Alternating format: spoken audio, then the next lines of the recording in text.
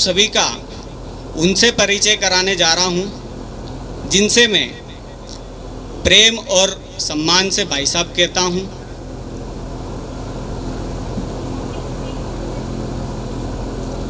कुछ लोग तो भाई साहब को भली भांति जानते ही है हम में से, परंतु कुछ लोग बाह्य परिचय और आंतरिक परिचय दोनों भिन्न हैं।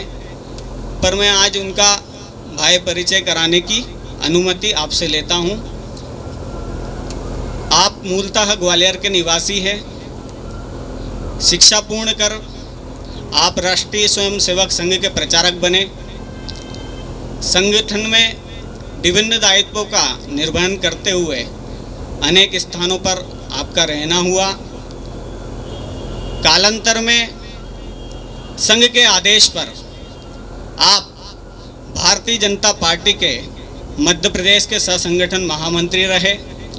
उस क्षेत्र में, उस वातावरण में अपने को सहज ना पाकर आपने वरिष्ठ अधिकारियों से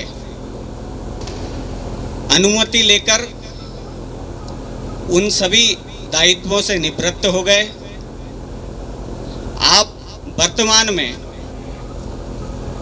हंडिया के पास ब्रह्मोरी ग्राम में पुण्य सलीला मां नर्मदा के तट पर श्री रामेश्वरम सेवाधाम आश्रम में आपका निवास है।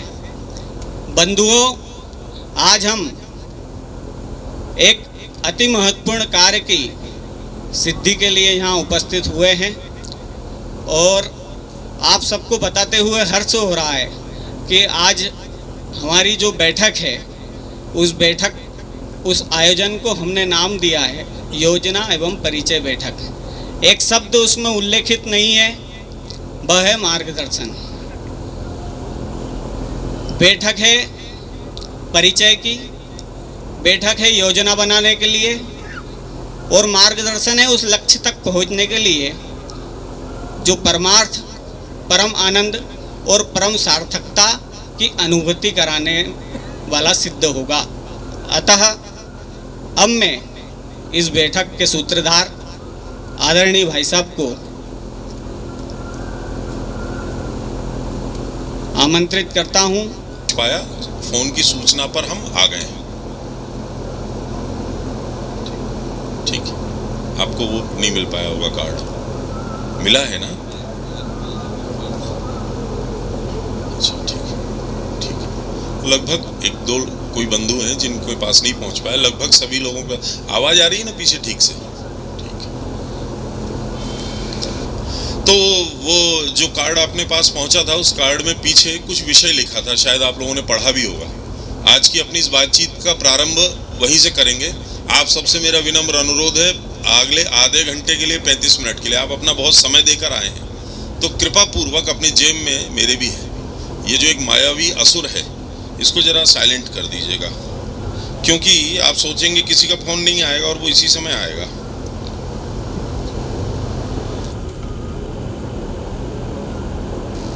भूलकर जो हमारी हिंदू संस्कृति के उच्च शिखर से, वहां से आज पता नहीं कहां नीचे आके गिर गया है। और शायद अपने देश के मनीषियों ने, धर्म के जानकारों ने इसी परिस्थिति को कहा होगा कभी कि यह धर्म की हानि है, धर्म की ग्लानि है। ऐसे सारे निराशा के वातावरण में जब चारों तरफ देखते हैं तो ज्यादा आसानी से जो दिखाई देता है वो क्या दृश्य है कि अनेकों व्यक्ति स्वार्थ में, निराशा में, और हम तो हार गए या हार जाएंगे पराजय के इस गहरे अंधकार में खुद को डुबाए हुए, डिप्रेशन में। पर थोड़ा प्रयत्न करके बारीकी से जब अपने आसपास देखते हैं तो दूसरा दृश्य भी देखने को मिलता है। उसको हटा भी सकते हैं आप, अगर उससे दिक्कत हो रही हो तो धूप बत्ती से। तो थोड़ा प्रयत्न करके जब देखते हैं तो एक दूसरा दृश्य भी दिखाई देता है। और वो दृश्य क्या है कि अनेकों ऐसे बंधु भी हैं जो कि निराशा नहीं, उत्साह से, पराजय नहीं, विजय के प्रकाश से आलोकित हैं।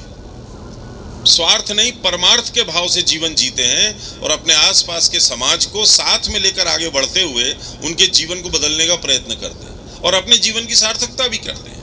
चाहे हम उन्हें समाज सेवक कहें, चाहे देशभक्त कहें, अलग अलग नामों से हम उनका उल्लेख करते रहते हैं। ऐसे ये सारे बंधु जो स्वार्थ से ऊपर उठकर देश और समाज के लिए कुछ करते हैं, इनकी प्रेरणा क्या है, ये क्यों करते हैं, क्या भाव है इनके अंदर करने का। हम अपने बच्चों के लिए पैसा कमाते हैं कि इसका पेट भरना है, पालना है, प्रेरणा है परिवार चलाना है। कोई विद्यार्थी स्कूल जाता है पढ़ने के लिए तो प्रेरणा है कि ज्ञान प्राप्त करना है। देश और समाज के लिए अपने आप को होम करके जीने वाले ऐसे सारे बंधुओं की प्रेरणा भारत भक्ति नहीं है तो और क्या होगी। ये मेरा देश है, ये मेरा समाज है, इससे मैंने लिया है, मैंने यहाँ जन्म लिया है, इसकी मिट्टी में पला बड़ा हूँ, इसका पानी पिया, इसकी सांस लेकर मेरा जिंदगी मेरी चलती है और इसलिए मुझे इसके लिए करना है। भारत भक्ति है। ऐसे सारे बंधु अपने हृदय के अंदर भगवंत को अपना साधन मानते हैं कि भगवान को प्रिय है ऐसा काम करना है, और अपने समाज में जो छोटे बड़े अनेकों संत हैं उनके आधार पर उनको अपना आदर्श मानते हैं। तो संत को आदर्श मानकर और भगवंत को अपना साध्य मानकर मन वचन कर्म से जो देश और समाज के लिए जीते हैं, ऐसे सारे लोग अपने जीवन को साधन मानते हैं और समाज के बीच में अपना जीवन जीकर पवित्रता से सेवा कर कर अलग अलग रूपों से ये उनकी साधना है। तो साधन है परमात्मा तक पहुंचना, साध्य है और साधन है ये शरीर, इसकी सांसें, और साधना है समाज के बीच में सेवा करना। ऐसे सारे बंधु अलग अलग स्थानों पर अपना अपना काम करते हैं, अपने अपनी योजना से, अपने अपनी दृष्टि से करते हैं। पर जब ऐसे सारे लोग जो मन वचन कर्म से शुद्ध हैं, पवित्र हैं, निस्वार्थ हैं, ये जब पास में आते हैं तो अपने समाज के अंदर एक सज्जन शक्ति का उदय होता है। अब बड़ी बात यह है कि निस्वार्थ भाव से जीने वाले सारे लोग, आपके अंदर भी कोई स्वार्थ नहीं है, मेरे अंदर भी कोई स्वार्थ नहीं, पर मैं आपके हिसाब से क्यों चलूं, मैं आपकी योजना पे क्यों चलूं, आप मेरी योजना पे क्यों चले, अपन दोनों साथ में क्यों चले। अर्थात अहंकार बीच में कई बार आता है। और इसलिए अपने यहाँ कहा है कि ऐसे सारे अच्छे लोग भी साथ में चलें, उसके लिए जरूरी है कि एक दूसरे पर गहरा विश्वास हो, आपस का गहरा प्रेम हो, बंधु भाव हो, और इस भाईचारे प्यार मोहब्बत से लड़ते झगड़ते भी क्यों ना हो, पर अंत में एक साथ चलते हुए जब आगे बढ़ते हैं तब समाज की दिशा और दशा बदलती है। और ये सारे जो बंधु भाव की जिसकी हमने बात की और प्रेम की बात की, ये वास्तव में बड़ा दुर्लभ है। इसकी बात करना माइक से बड़ा आसान है, पर चार दोस्तों को लेकर जीवन भर निभा ले जाना कितना कठिन है। एक बड़े परिवार में जिसमें कि अलग अलग परिवेशों से बहुएं आई हैं, उन सबको साथ में लेकर मिलजुल कर थोड़ी खटपट खट्टे मीठे कड़वे के साथ भी वो गृहस्थी निभती रहे, कितना कठिन है, कितना दुर्लभ है। तो जब मेरी आपकी नहीं पटती है, नहीं बनती है, नहीं हमारा तालमेल होता है, तो ये याद दिलाया जाता है, अरे एक ही माँ के हो यार, काहे के लिए लड़ते हो छोटे मोटे अहंकारों के लिए। छोड़ो इसको, बड़े को देखो, बड़ा कुछ सोचो। तो बंधुओं, मेरा आपसे विनम्र आग्रह है, जो मैं कुछ आपसे कह रहा हूं ये कुछ नई बात नहीं है, केवल इस विषय की शुरुआत करने के लिए कुछ शुभ बात करना चाहिए। इसलिए बात है कि अपना ये देश, इसकी हिंदू संस्कृति, अपना धर्म, अपना समाज, इसके मूल प्रेरणा के आधार क्या है। तो हिंदुत्व वो आधार है जो हमारे आपके रगों में, अपने पूर्वजों की रगों में सहस्त्रों पीढ़ियों से अनुप्राणित है, हमको वही चलाता है। इसलिए हम सबकी जातियां अलग होंगी, उपजातियां होंगी, पूजा पाठ करने के तरीके अलग होंगे, अपने अपने हिसाब से अपने जीवन में हम परमात्मा को पाने का प्रयत्न करते हैं, परंतु सबके बीच में अगर कोई एक कॉमन फैक्टर है तो वो ये है कि अपन हिंदू हैं और हिंदुत्व के प्राण से अनुप्राणित होकर अपने जीवन में आगे कदम बढ़ाते हैं। और इस भारत देश के अंदर इस हिंदू धर्म के प्रेरणा आधार वो हैं, अनेकों ईश्वर के स्वरूप हैं। आज हम जिनकी चर्चा कर रहे हैं, जो उत्तर दक्षिण पूरब पश्चिम सब दूर एक ही एक स्वर में जिनका नाम लिया जाता है, प्रभु श्री रामचंद्र जी भगवान। तो मैं आप सबसे विनम्र अनुरोध करता हूं, एक बार मेरे साथ ऊंचे स्वर में नहीं, धीरे स्वर में, नारे के रूप में नहीं, केवल स्मरण के रूप में मैं बोलूंगा, आप पीछे बोलिएगा, जय श्री राम।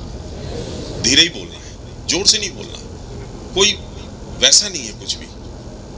जय श्री राम। गति और कम कीजिएगा श्वास की। जय श्री राम। जय श्री सीताराम। जय श्री सीताराम। श्री राम जय राम जय जय राम। श्री राम जय राम जय जय राम।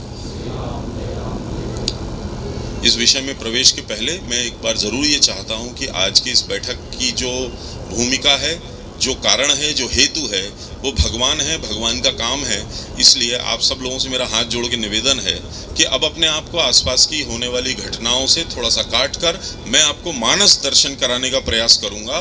प्रभु श्री रामचंद्र जी के दरबार में हम सब चलेंगे, राम दरबार का दर्शन करेंगे। नेत्र बंद कर लीजिएगा भक्ति भाव से। मुझे बोलना है इसलिए मैं नेत्र बंद नहीं करूंगा। आप मेरा चेहरा मत देखिए। जो दुर्भाग्यशाली हैं उनकी आंख नहीं बंद होगी। आंख बंद होगी तो घर दिखेगा। ये मन की हरकतें हैं। कोशिश कीजिए, जिनने पैदा किया उनको याद करने का प्रयत्न है। और ये कोई कक्षा भी नहीं है कि आपकी आंख क्यों खुली, आपकी आंख क्यों खुली। आप अपने श्वसन पे ध्यान दीजिए, थोड़ा नेत्र बंद कीजिए और अपनी आंखों के सामने सरयू नदी को लाइए। सरयू जी के किनारे स्थित अवधपुरी, अपने प्रभु श्री रामचंद्र जी का जन्म स्थल, जहां भगवान ने जन्म लिया और भगवान विष्णु ने राम के रूप में अपने जीवन की लीला यहाँ पूरी कर और समाज के सामने कर्म का, मर्यादा का, धर्म का एक आदर्श प्रस्तुत किया। हमारी आंखों के सामने धीरे से एक चमचमाते हुए ऊंचे राजमहल की कल्पना कीजिए, दर्शन कीजिए, सामने ही है। हमने जूते उतारे हैं, मुंह हाथ धोया है, अंदर प्रवेश कर रहे हैं। गगनचुंबी हॉल है, बहुत बड़ा दरबार है। सारे यक्ष, किन्नर, देवी देवता, अनेकों साधु महात्मा वहां दर्शन के लिए खड़े हैं। 6, 6:30 का समय है, गोधूली वेला है। टिमटिमाता हुआ मशालों का प्रकाश है। सोना, हीरे, मोती, माणिक्य, लक्ष्मी अपने चरम पर वहां बरस रही है। धीमे धीमे प्रकाश में हमें सामने दिखाई देते हैं मंच पर बैठे हुए सिंहासनाधीश्वर, तीनों लोकों के निर्माता, अखंड ब्रह्मांड नायक अपनी मंद मंद मुस्कुराहट के साथ वहां विद्यमान है। सांवले से कुछ ज्यादा ही सांवला उनका रंग है। रत्न जटित मुकुट है, काले काले केश हैं, कुंडल हैं, पीतांबर धारण किया है। भरत और शत्रुघ्न चंवर डुला रहे हैं। दर्शन कीजिए। लक्ष्मण जी अपनी पैनी दृष्टि से पूरी सभा को देख रहे हैं। भाई की रक्षा में तत्पर, छत्र की रक्षा के लिए वहां तत्पर खड़े हैं। बगल में ही भगवान राम के जगत जननी सीता अपनी करुणामयी दृष्टि से हम सबको निहार रही हैं। परंतु ये क्या, भगवान के पद पद्मों को, चरणों को, कोमल चरणों को कौन दाब रहा है भाई? कौन है ये आंखों के सामने? देखिए, दर्शन कीजिए बजरंग बली का। आंजनेय वहां बैठकर अपनी सेवा दे रहे हैं। दृष्टि नीचे है, चेहरे पर अतीव संतोष है। जिसको कुछ नहीं चाहिए था इस जीवन में, जिनका जन्म ही राम की सेवा के लिए था। मनोजवम मारुततुल्य वेगम बुद्धिमताम वरिष्ठम वातात्मजम वानर यूथ मुख्यम श्री राम दूतम शरणम प्रपद्ये। थोड़ा दर्शन कीजिए, हम भी उस सभा में हैं। आप सबके हृदयों में, आपके चित्त में जो आपने विराजमान राम दरबार की तस्वीर उजागर की होगी, मैं उस राम दरबार के आपके हृदयों में जो राम और सीता विराजमान है उनके चरणों में साष्टांग प्रणाम करता हूँ और आप सबसे विनम्र अनुरोध करता हूँ कि आपके हृदय में जो राम दरबार विराजित आपने किए हैं, अपनी प्रिय छवि जो आपने भगवान की आंखों के सामने लाई है, उसको अपने चित्त में से निकालकर इस सभा के चित्र में प्रवेश कराइए। धीरे धीरे अपने नेत्र खोलिए, मन को शांत रखिए। मैं उन भगवान से, विराजमान भगवान से प्रार्थना करता हूँ कि जो ये जिह्वा, जिस लक्ष्य का, जिस कार्यक्रम का बखान पिछले 1 महीने से कर रही है मेरी जिह्वा, उस जिह्वा से निकलने वाले इस कार्यक्रम का मूर्त स्वरूप अभी सामने बैठा है। साक्षात स्वरूप आप ही हैं। आप ही के कारण वो सब कुछ होने वाला है।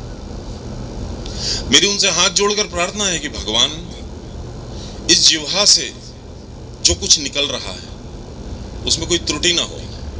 मेरे उस भगवान से प्रार्थना है कि मेरे मन से जो कार्यक्रम की इच्छा शक्ति जग रही है, जो कार्यक्रम करने की प्रयत्नों की इच्छा जग रही है, उसकी परिसीमा हो। मेरी बुद्धि, आपकी बुद्धि मिलकर जिस योजना को बनाएगी, भगवान उसको सफल करें। वो योजना कभी पथ भ्रष्ट ना हो।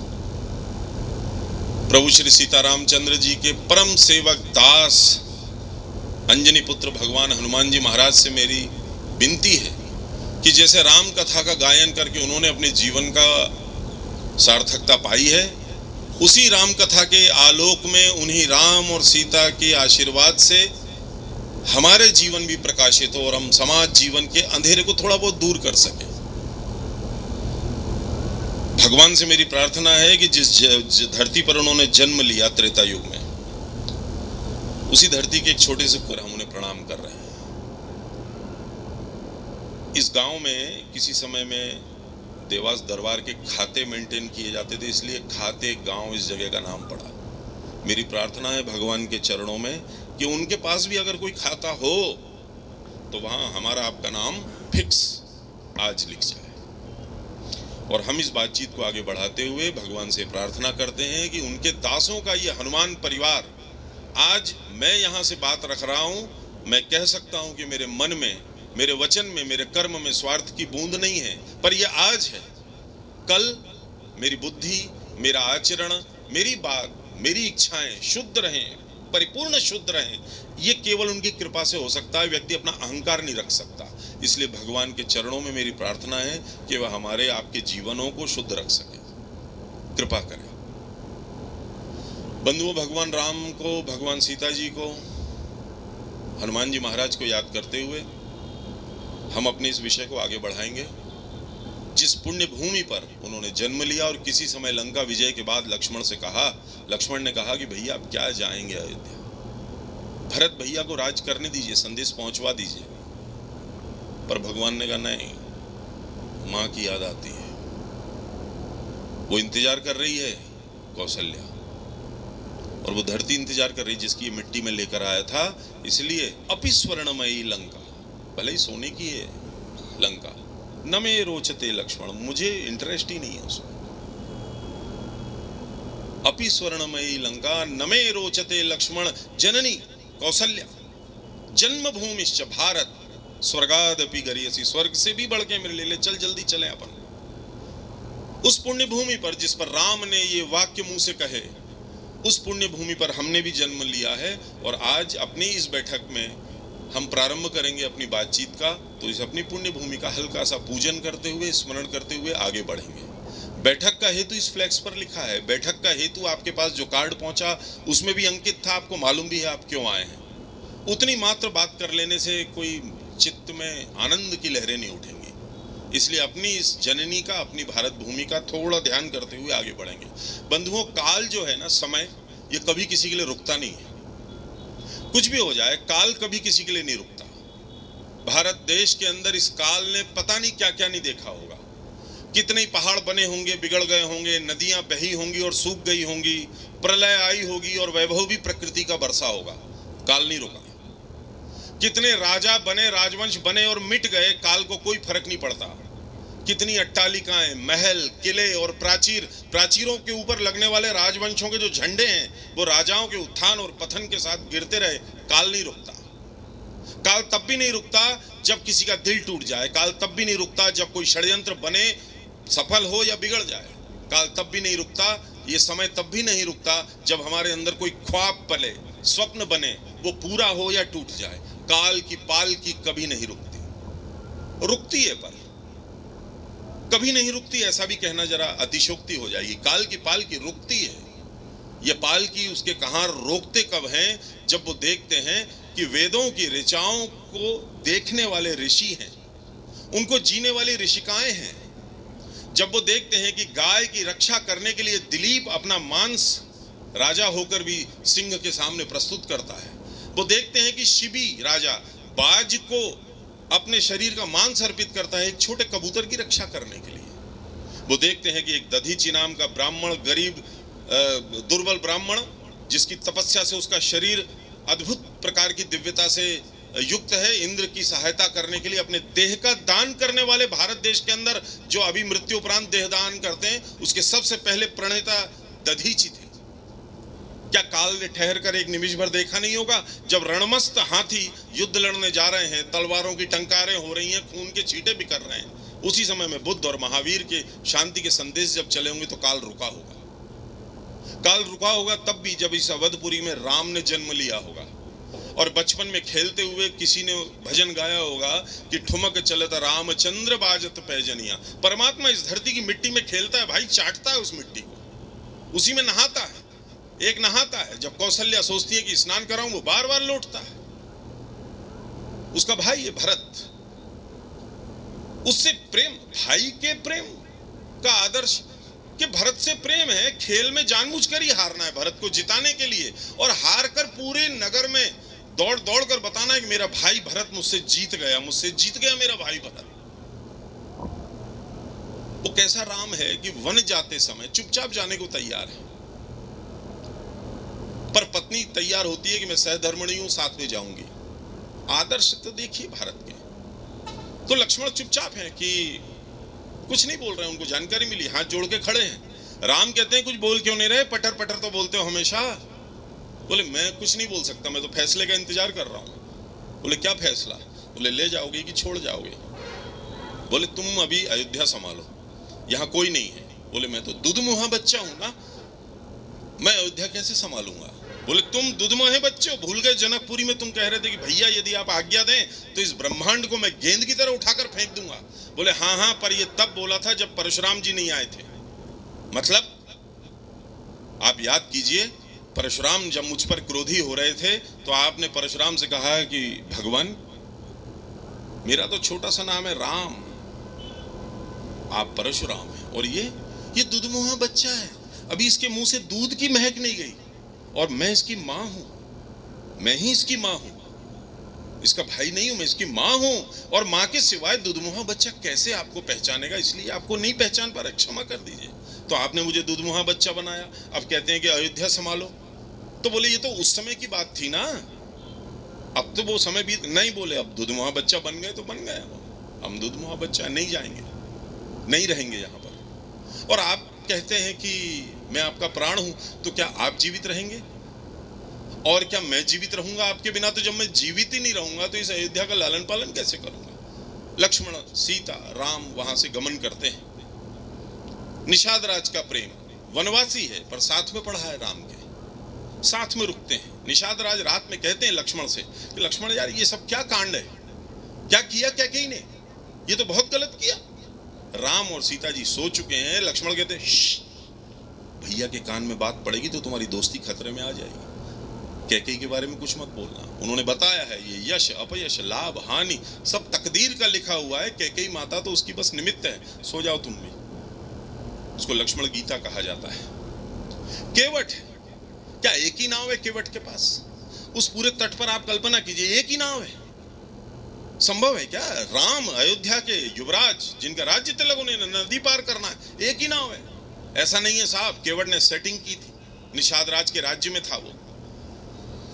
मौका मिला है, मुझे मौका मिला है, सारी हटवा देना, देखो मैं जिंदगी भर तुम्हें फ्री में ले जाऊंगा, हटवा देना, एक मेरी नाव रहने देना। और प्रभु और केवट के जो संवाद है वो सब जानते हैं। सो कॉल्ड छोटी जाति, सो कॉल्ड, पर भगवान खेल रहे हैं उससे।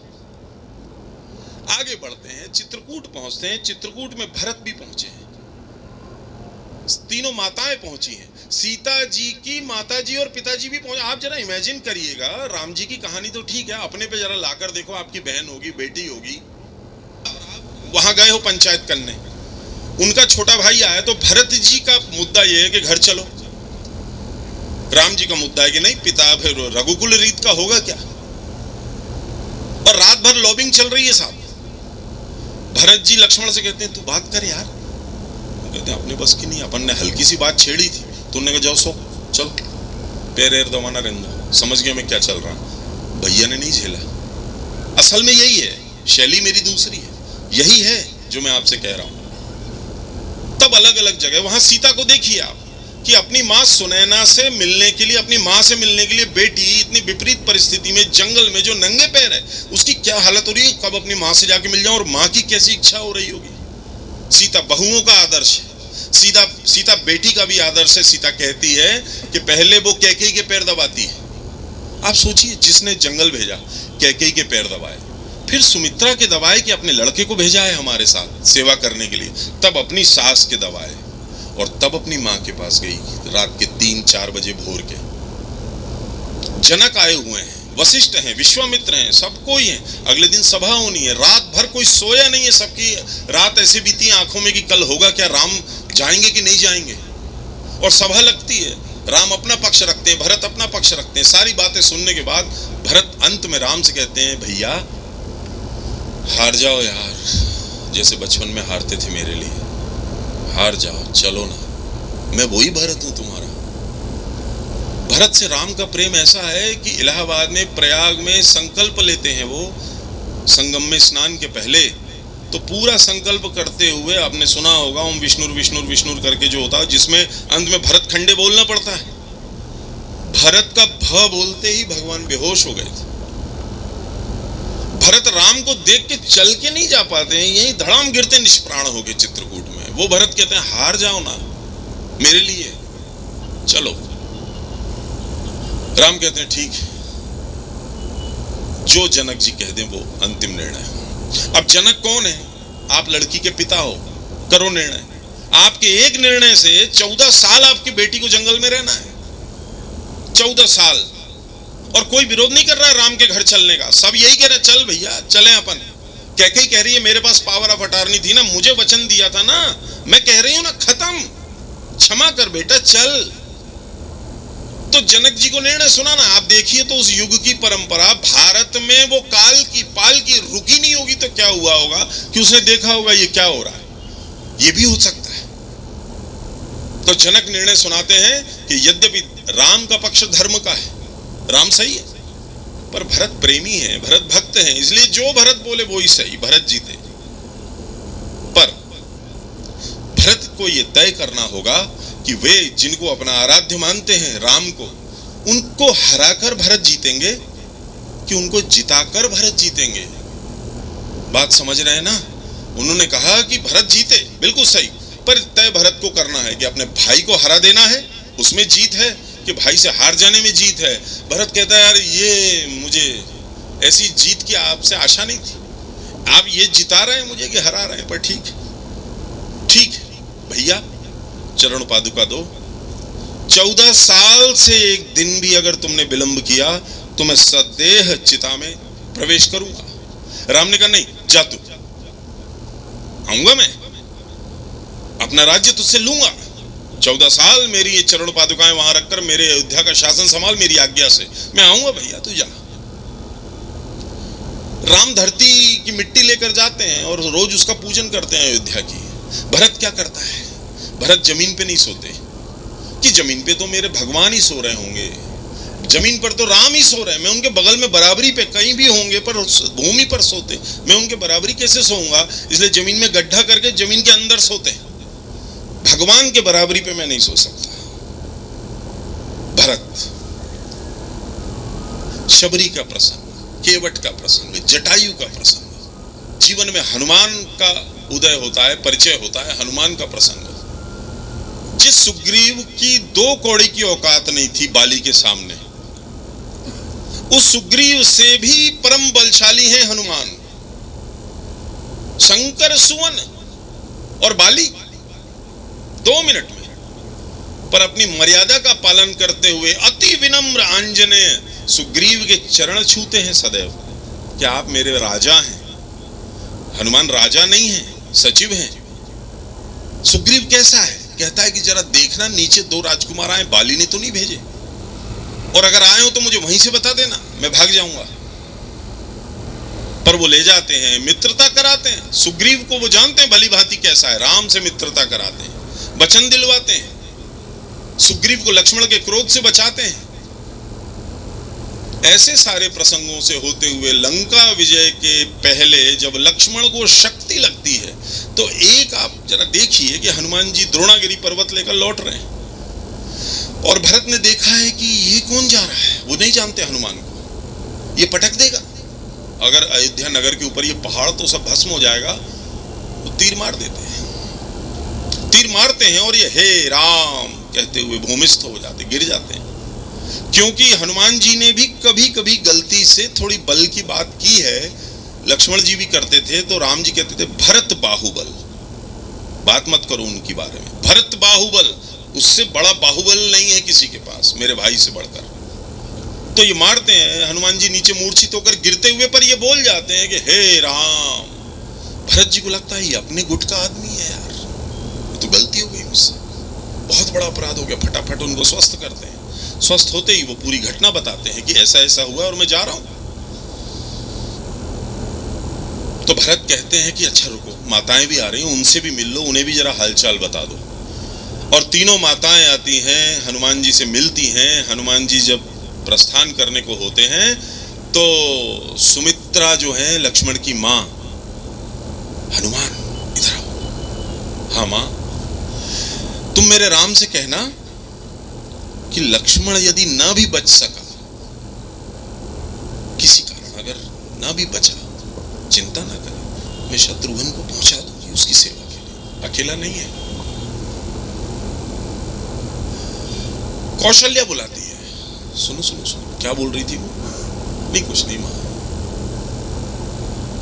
राम से कहना कि मुझे उसकी प्रतीक्षा है, 14 वर्ष करूंगी मैं, पर लक्ष्मण अगर नहीं बचा तो मुझे राम लक्ष्मण के बिना नहीं चाहिए। सब कुछ जीत लेने के बाद, सब कुछ के बाद जब वापस आते हैं तो पुष्पक विमान में हनुमान हैं, सुग्रीव हैं, अंगद हैं, जामवंत हैं और छोटे छोटे बंदर भी हैं। उन्हें नहीं मालूम है कि वो किसके साथ है। ये त्रिलोकी का नाथ है जो बैठा है उनके साथ, सीता को लेकर। सीता को बता रहे, सीता यहां से हमने पुल बनाया था, सीता ये वो जगह है, देखो यहां से ना हनुमान उड़कर गए थे, ये सुंदर पर्वत है, वहां देखो, यहां तक तो अपन साथ में ही थे, यहां तक तो साथ में थे, अब इसके आगे का सीता तुमको पता है। सीता ने कहा हाँ प्रभु, इसके आगे तो आपके साथ ही थी मैं, हरण यहां से हुआ, दंडकारण्य से। और तब किसको बताना चालू करते हैं? वो छोटे छोटे चवन्नी अठन्नी बंदरों को। वो उन्हें नहीं मालूम वो किससे, तो बंदर की आदत यहाँ से लटके, कहीं वहां से लटके, कहीं ऐसा करे, कहीं राम जी के सिर में खुजाएं, यहाँ वहां। राम जी कोई दिक्कत नहीं, उनको बता रहे, सुनो इधर आ, इधर आ, ये देखो यहाँ चित्रकूट है, ये ऐसा है, वो देखो वो मेरी अयोध्या दिख रही कि नहीं, तो इधर आ, तुम इधर आ, वो देखो अयोध्या दिखी। हाँ, अब ये ना हनुमान को बता रहे, किसी को नहीं, छोटे बंदरों को, बड़े बड़े लोगों को नहीं, हनुमान सुग्रीव अंगद वंगद नहीं, ये बंदर छोटे छोटे। वहां ले जाकर भरत से कहते सबकी ड्रेस बनवा, छोटे सैनिकों की, और भरत लक्ष्मण शत्रुघ्न स्वयं श्री राम उनकी ड्रेस पहना रहे हैं, उनको वस्त्र। कृतज्ञता है, एहसान शब्द अलग होता है। कृतज्ञता छोटे के प्रति होती है, जो गिलहरी के प्रति है, जिस पर हाथ फेरते हैं। कृतज्ञता छोटे के प्रति होती है, कृतज्ञ हूं मैं जो तुमने मेरे लिए किया। एहसान अलग शब्द है, उसमें इसकी कल्पना ही नहीं कृतज्ञता की। और तब वो सीता जी उनको वो देती है कि हनुमान बोले उनके चक्कर में मत पड़ो, उनको कुछ मत दो। बोले नहीं, कुछ तो देना चाहिए, उन्होंने इतनी सेवा की है आपकी। तब राम जी कहते हैं कि देखो मैं अभी बताऊंगा। तो सीता कहती है मैंने एक चीज और देखी, आप हनुमान जी की तरफ देखते हैं, पर वो जैसे ही आपकी तरफ देखते हैं तो आप इधर उधर देखने लगते हैं, क्या बात है? अरे वो मैं उससे नजर नहीं मिला सकता। क्यों? एहसान, भरत भाई कपि से उऋण हम नहीं, राम जी के साथ जो हनुमान नहीं होते। राम को एहसास है कि बेटा है मेरा यार, मैं पर उसको जी भर के देखता हूं कि क्या लड़का है मेरा, क्या मेरा भक्त है, क्या मेरा पुत्र है। और पर वो जैसे ही देखता है तो मैं झेप जाता हूं, इधर उधर देखने लगता हूं, उसके कर्ज से मुक्त नहीं हो सकता, क्या करूं?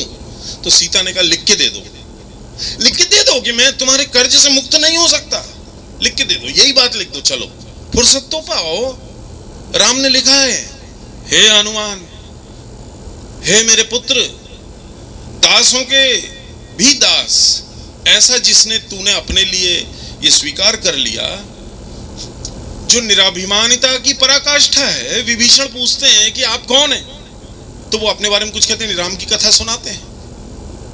रावण पूछता है कि हाँ भाई कौन है तू, तो वो कहते हैं मैं वो हूं जिसके पूरे तेज से, जिसके बल के 1,00,000वें हिस्से से तूने इस तीनों लोगों को दबा रखा है ना, मैं उसका नौकर हूं, दास हूं, नौकर नहीं।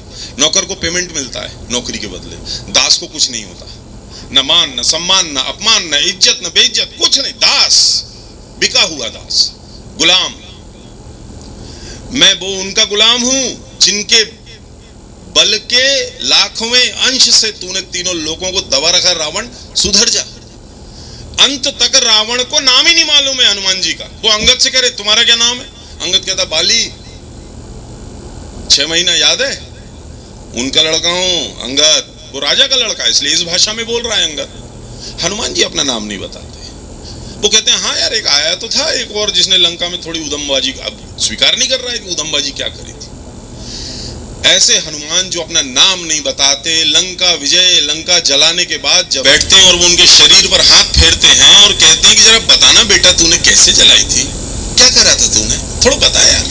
अपन अपने बच्चे से पूछते हाँ बेटा फिर क्या करा तुमने, जरा सुनाना एक बार। वो सब जानते हैं, भगवान नहीं जानेंगे। जामन तैयार है, मैं बताऊंगा, तुम रुको यार। हाँ बताओ, तुम बताओ। भगवान मेरी रक्षा कीजिए, हनुमान जी ऐसा कहते हैं। मेरे से ये मत खेलिए आप। बोले क्या हो गया? बोले मुझे बहरा बना दीजिए, ये प्रशंसा मेरे कान में जाएगी तो अहंकार आ जाएगा और भक्ति चली जाएगी। भगवान मुझे और मेरी औकात में तो बंदर हूं, शाखा पर दौड़ने वाला जानवर हूं, मेरी क्या बड़काई है, मेरा क्या महत्व है? मैं तो कूद रहा था यहाँ वहां, उन्होंने थोड़ी आग लगा दी, बस मैंने कुछ नहीं किया। गलती से भी जो प्रशंसा नहीं पाना चाहता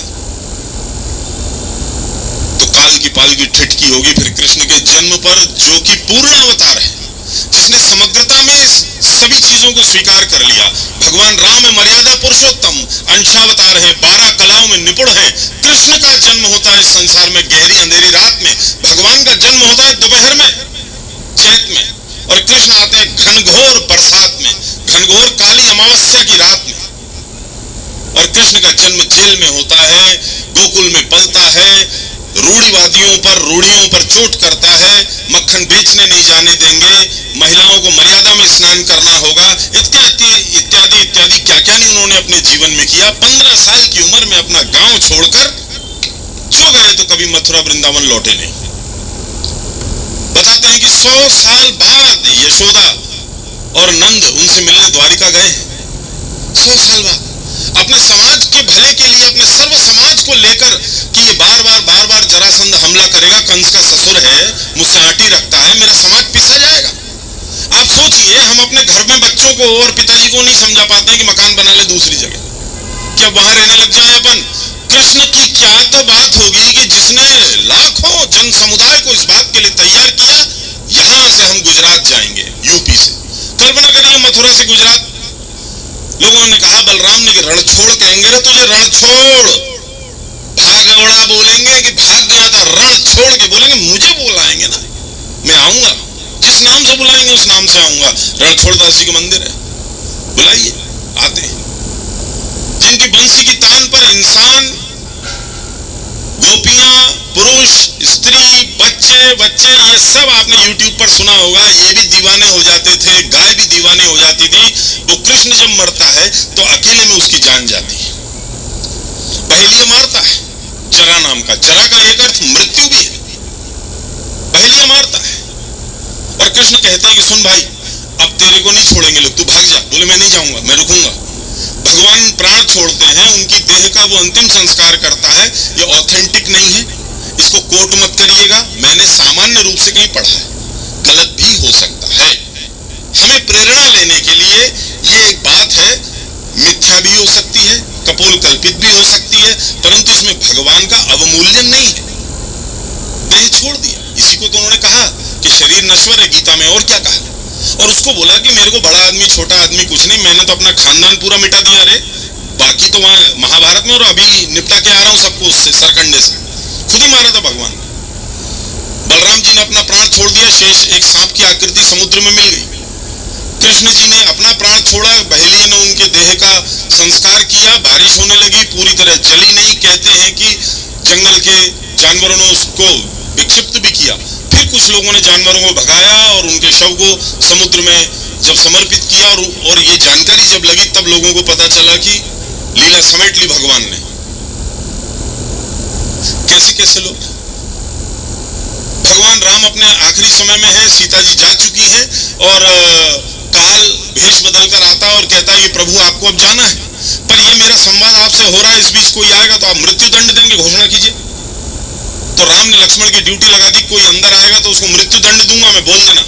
उधर दुर्वासा जी आ गए, उन्होंने कहा कि राम से मिलना है, अभी नहीं मिल सकते, चाय नाश्ता करो। बोले नहीं अब भी नहीं तो भस्म कर दूंगा अयोध्या को। लक्ष्मण ने कहा ठीक है मैं ही तो मरूंगा, अयोध्या बचा लेंगे। और प्रवेश करते हैं, काल अंतर्धान हो जाता है। भगवान कहते हैं बात आई गई हो गई यार, तो मैंने ऐसी कह दिया था गुस्से में। बोले ना, सभा बुलाई गई और सभा बुलाने पर ये दोष सिद्ध हुआ कि इन्होंने राजाज्ञा का पालन नहीं किया है। राम कह रहे हैं कि छोड़ दो ना, ये लक्ष्मण है यार जिसकी पूरी जिंदगी 14 साल से सोया ही नहीं। उर्मिला से मिलने के लिए जाता है कि मैं जाऊं भैया के संग। जाओ ना, 14 साल के लिए जा रहा हूं उर्मिले, अरे यूं निकल जाएंगे, जाओ। सोई नहीं है, वो भी उसकी आंखें पत्थर आ गई। लक्ष्मण 14 साल सोए नहीं, इसको छोड़ दो, इसने कोई आज्ञा का, ये अयोध्या बचाइए। बोले नहीं, लक्ष्मण कह रहे हैं नहीं मुझे जाना होगा, मृत्युदंड। हनुमान जी कहते हैं धीरे से कि प्रभु मैं कुछ निवेदन करना चाहता हूं। बोलो हनुमान। यदि कोई अपने सर्व प्रिय को त्याग दे, वो उसकी जीवन लीला समाप्त करने जैसा ही है, तो आप ऐसा विचार कर सकते हैं। तब राम ने कहा कि मैं मृत्युदंड कैसे दूं रे, तुझे पागल, तू मतलब बच्चा है मेरा।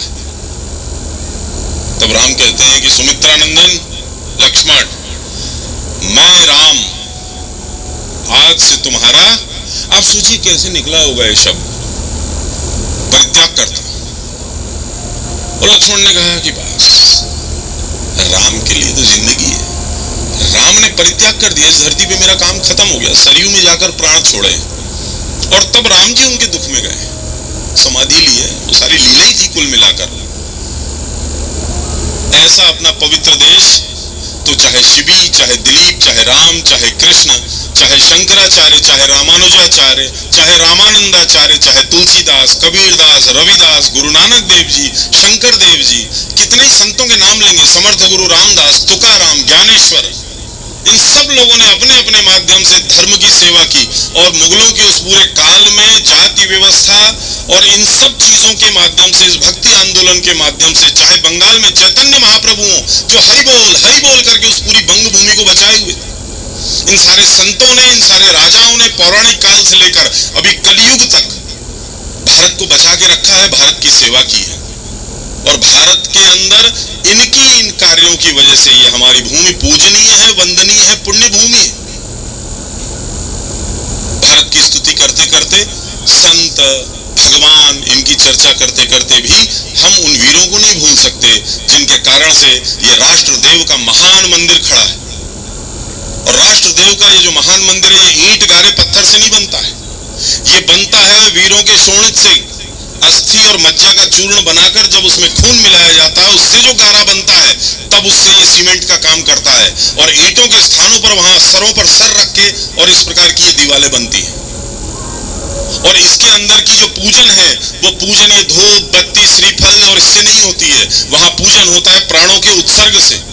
इस मंदिर का देवता जो है राष्ट्रदेव, वो रीझता है तन की कुर्बानी से, तरुणाई के उत्सर्ग से, खूनों की बौछार से। इस मंदिर के अंदर जिन जिन की मूर्तियां लगी हैं, यदि उनकी तरफ एक नजर भर के हम देखना चाहेंगे तो राजस्थान दिखाई देता है। हम में से अधिकतर लोग राजस्थान मूल के होंगे। जरा सोचिए, राजस्थान की वो धरती है जहां पर परमाणु विस्फोट झेलने की ताकत उसकी छाती में है।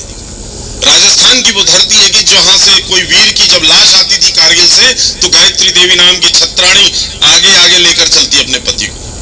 चिता में बैठने वाली पद्मिनियां राजस्थान ने पैदा करी है। उसी राजस्थान का महाराणा प्रताप है जिसकी तलवारों का पानी अकबर के घर तक पहुंचता था, जिसने अपने खून से, अपने शोणित से हल्दी घाटी को लाल कर दिया था। वहीं का महाराणा सांगा है। 80-80 घाव शरीर पर लगने पर भी युद्ध लड़ने की लपकी कम नहीं हो रही है, चाव कम नहीं हो रहा है, पट्टी बांधकर आंखों की लड़ रहे हैं। हमीर हठीला नाम से घोषित है। राठौरों के अमर सिंह और दुर्गादास राठौर की तलवार का पानी और बर्छों पर ही वो जिया करते थे। जितने भी महाराणा हैं, जितने भी मेवाड़ के शासक हैं, वो अपने आप को राजा नहीं कहते, वो कहते हैं कि हम एक लिंग अर्थात भगवान शिव के दीवान हैं, मंत्री हैं, हम उनकी सेवा में हैं।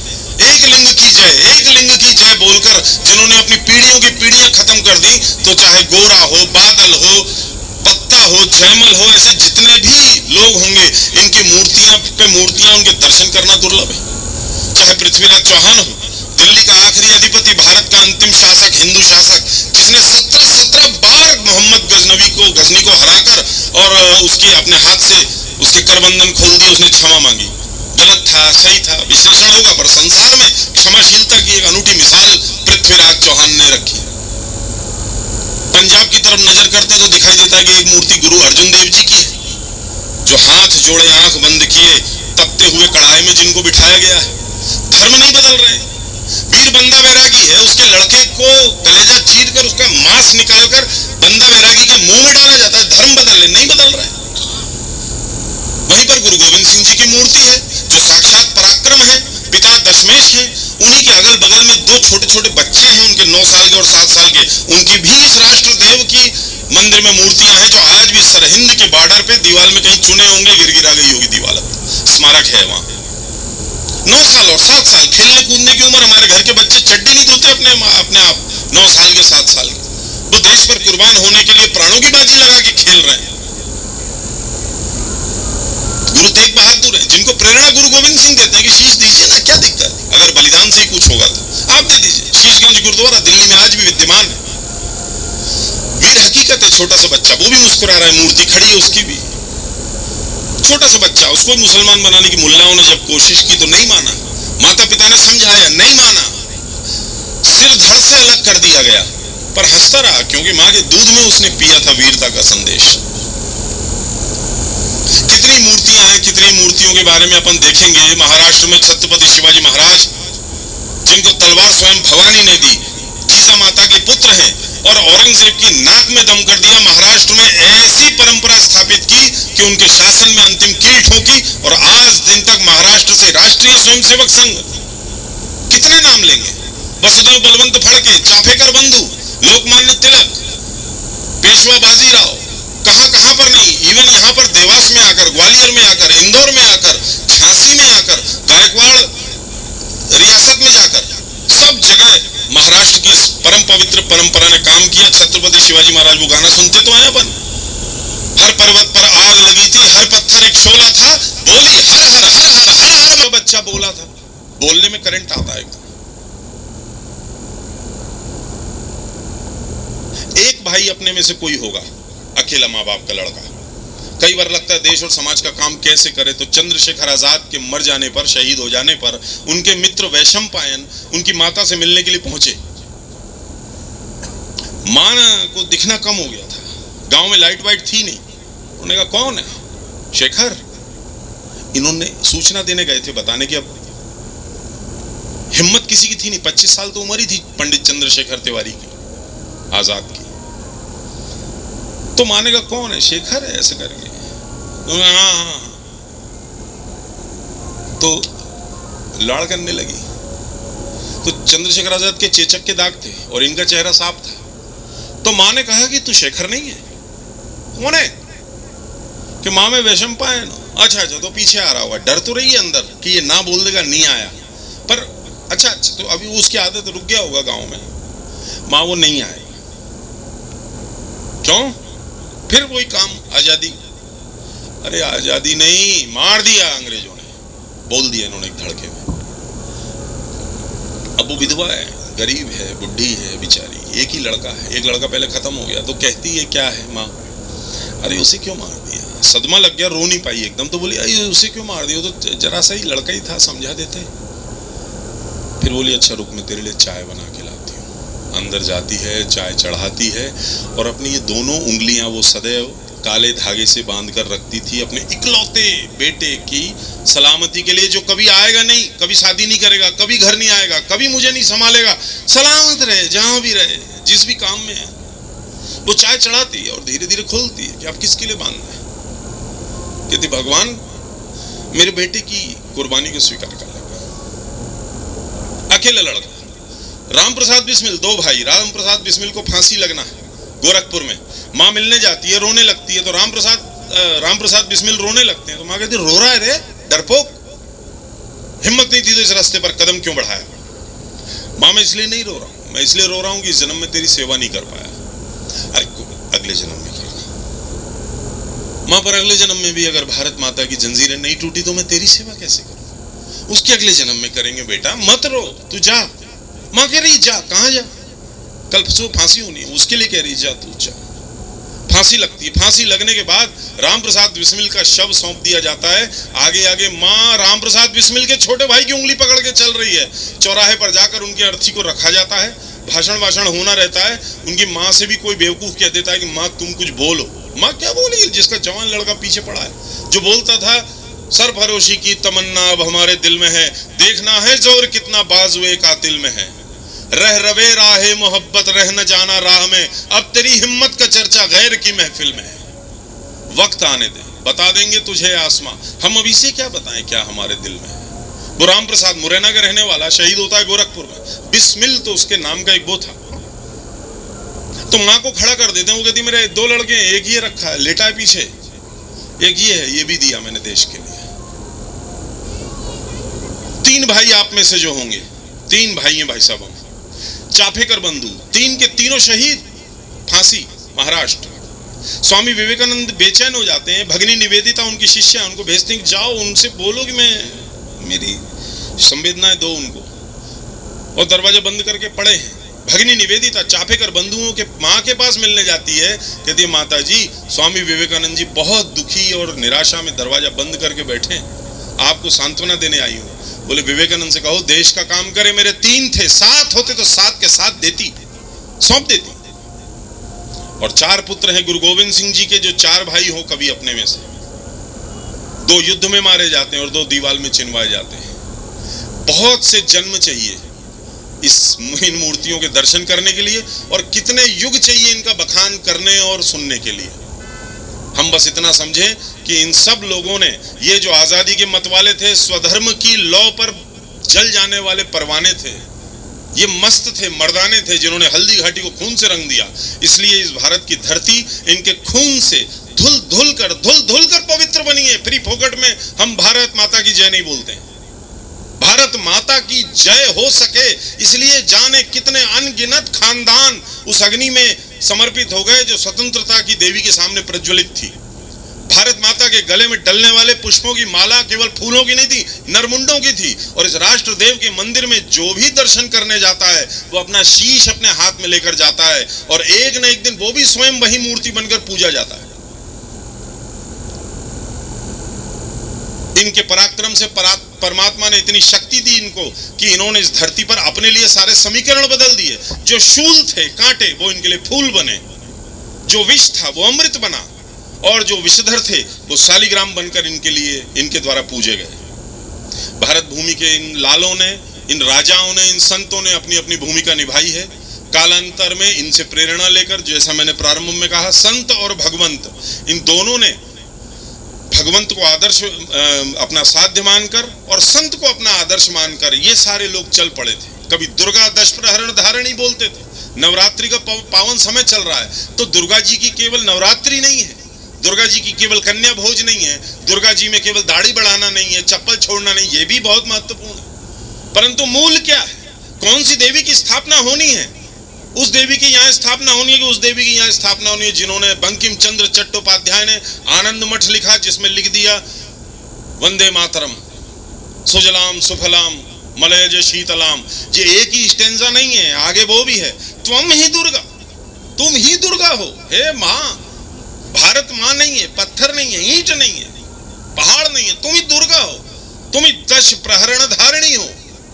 तुम हमारे हृदय के अंदर निवास करो, अदम्य शक्ति भरो, सरस्वती बनकर भारत के अज्ञान को दूर करो, लक्ष्मी के रूप में हमारे हृदय के अंदर निवास करो, भारत की दरिद्रता दूर करो, और दुर्गा के रूप में हमारे अंदर स्थापित हो जाओ, और शत्रुओं का नाश करने की शक्ति हमको दो। ऐसी प्रेरणा लेकर जिन लोगों ने काम किया, उनसे हमारा देश आज तक यहाँ पहुंचा है, पल्लवित हुआ है। आज की अपनी ये बैठक जिस कार्यक्रम के हेतु से है, वो भी कम ज्यादा इससे मिलता जुलता है। राष्ट्रीय स्वयंसेवक संघ में मेरे रहने का परिचय कराया, अपने में से अनेक लोग संघ के स्वयंसेवक हैं, कार्यकर्ता हैं। 22 वर्ष में संघ में प्रचारक रूप में रहा, इसलिए मुंह से देश, जीवन में देश समाज का काम ये करने की आदत है, इसके सिवा कुछ आता नहीं है। 1-1.5 साल पहले एक पाठ किया हनुमान जी महाराज का, मन के अंदर कोई अनुभूति हुई, इस तरह से उसको शेयर करना अपने यहाँ ठीक नहीं बताते हैं, जो भी करता होगा उसको मालूम है। और तब मन के अंदर एक संकल्प था कि क्यों ना ये जो मैंने चखा है, ये अपने बड़े स्तर पर भी इसको किया जाए। पर जब हम ये कहते हैं कि किसी काम को बड़े स्तर पर किया जाए, तो अपने चित्त के अंदर से एक आवाज आती है, कहीं तू झांकीबाजी के लिए तो नहीं कर रहा है। अपनी आत्मा कहती है, सबकी कहती है, जो भी ये करता है। कोई अपनी उस आत्मा की आवाज को कुचल देता है, कोई सुनता है, कोई समझ जाता है, कोई सावधान रहता है। इसलिए अपने मन के अंदर, अपने चित्त के अंदर नर्मदा माई की शपथ लेकर हनुमान जी महाराज के सामने मुझे ये कहने में हर्ज नहीं है कि अगर यहाँ 209 कुर्सियां बैठी हैं तो आप सब भगवान राम के तरकश के वो तीर हैं जो अपने अपने जीवन में अपने लक्ष्यों को पूर्ण करेंगे, समाज सेवा के कार्य में लगकर अपने जीवन को सार्थक करेंगे। जिस अनुष्ठान के लिए, जिस कार्यक्रम के लिए हम यहाँ बैठे हैं, हमारा जिह्वा, हमारा विचार, हमारा आचरण ठीक ठीक उसका संधान करे। 1.25 लाख हनुमान चालीसा जी का सामूहिक पाठ 11 फरवरी डाक बंगले की अनुमति यदि मिल गई तो, लगभग शायद मिल जाएगी, वहां पर हम सब इसको संपन्न करेंगे। ये सब संपन्न करते हुए ये 200 के ऊपर जो संख्या यहाँ बैठी है, ये लोग नहीं है। मैंने कहा आपके हृदय के अंदर भगवान राम है, मेरे भी है। उनको जागृत करने की आवश्यकता है, जागृत होंगे भी, भगवान अपनी कृपा करेंगे, हम सब लोग इस पवित्र कार्य में लगेंगे। ये 209 बाण में भगवान का नाम लेकर संधान करके छोड़ता हूं और भगवान से प्रार्थना करता हूं कि हम सब अपने अपने लक्ष्य वेद तक पहुंच सकें। वो लक्ष्य जो भौतिकता का ना हो, वो लक्ष्य जो नेतागिरी का ना हो, मेरा आपका किसी का। और यदि मेरे मन वचन कर्म में किसी भी दिन दोष आ जाए, मेरे आचरण में दोष आ जाए, इस कार्यक्रम, इस अनुष्ठान को लेकर मेरे अंदर कोई स्वार्थ आ जाए, नाम का, यश का, कीर्ति का, धन का, जलवे का, झांकी का, किसी का भी, तो मैं ये भगवान से प्रार्थना करता हूं ये 209 बाण पलट कर मेरी तरफ आए और मेरी कॉलर पकड़ के मुझे झकझोर कर कहें बात क्या हुई थी। इसलिए ऐसा मौका आपको मिलेगा नहीं, इसका विश्वास रखिए। हम अपने हृदय के अंदर कबीरदास जी के दोहे को धारण करके चलते हैं। कबीरदास जी ने कहा कि मैं कौन हूं। जब लोगों ने कहा कि कबीरदास जी आपका तो बड़ी महिमा है, आप तो सीधे राम का ही नाम लेते हैं, उनसे जुड़े हुए हैं, रामानंदाचार्य जी के शिष्य हैं, तो कबीर कहते हैं भैया हम कोई नहीं है। कबीरा कुत्ता राम का, मुतिया मेरा नाम, गले राम की जेवड़ी जंजीर, गले राम की जेवड़ी जित खींचे तित जाऊं। भगवान श्री रामचंद्र जी, सीता माँ, अंजनी पुत्र हनुमान जी महाराज आप सबके हृदय में विराजें, आपके घर में सुख शांति हो। नवरात्रि के इस पावन पर्व पर इन 9 दिनों में आपको कभी समय मिल जाए तो मेरे लिए प्रार्थना करिएगा कि हमारे ये जो भाई साहब हैं, इनके अंदर कोई स्वार्थ मत आने देना, इनके अंदर कोई स्वभाव में विकार हो, बड़े गुस्से वाले ऐसे वैसे जो भी हैं, जो अपना मत कहना, आपके लिए मैं करूँगा, मेरे लिए आप करिए, मैं सही रहूंगा तो ज़्यादा फायदा है समाज का, आप लोगों का। इसलिए आप सबसे मेरी प्रार्थना है, अभी हनुमान चालीसा जी का सामूहिक पाठ होगा।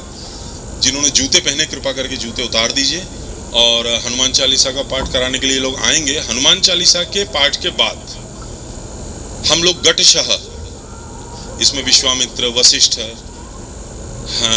लवकुश, महादेव, श्री हरि विष्णु, अंगद, सुग्रीव, इस प्रकार से सारे गट यहाँ विद्यमान होंगे।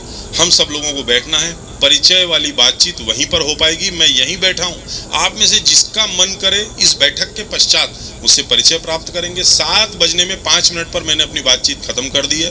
वो हलवाई जी ने, इनने उनने बहुत टाइम खराब किया था, मैंने ज़्यादा देर नहीं ली भैया, जैसा मैंने सोचा था वैसी बात की है।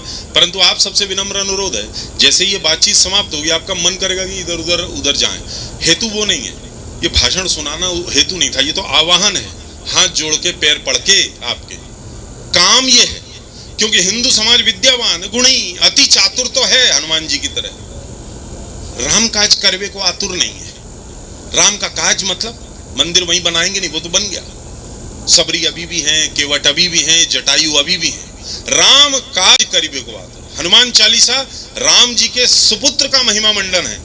हनुमान चालीसा करके हनुमान जी प्रसन्न नहीं होते, उनकी कृपा मिलती है। तुमरे भजन, उनके यदि भजन करें, तुमरे भजन राम को पावें, राम तक ले जाते हैं। तुमरे भजन राम को पावें, वो बड़े आदमी, उनको थोड़ी उनकी महिमा मंडन अच्छी लगेगी, हाँ पिताजी को लगेगी।